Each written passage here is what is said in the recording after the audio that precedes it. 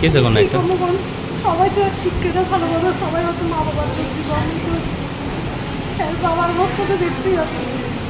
Class টেনে ভালো student, 10-এ first যায়, ক্লাস 10-এ উঠছে বলে আমি একটা মাস্টারের টাকা দিই, আমরা সবাই মিলে মায়ের পড়াশোনা করা যায় খুব কষ্টে, মানে দরিদ্র না শুধু কত দরিদ্র, একটা দরিদ্র দেখতেই মানে মাস্টারে এমন করতে পারছে এরকম ব্যবহার করতে পারে না। একটু শিক্ষকদের কাছে চাই মারধর শিক্ষা মানুষ করে মেন্টাল টর্চার এভাবে করা হচ্ছে।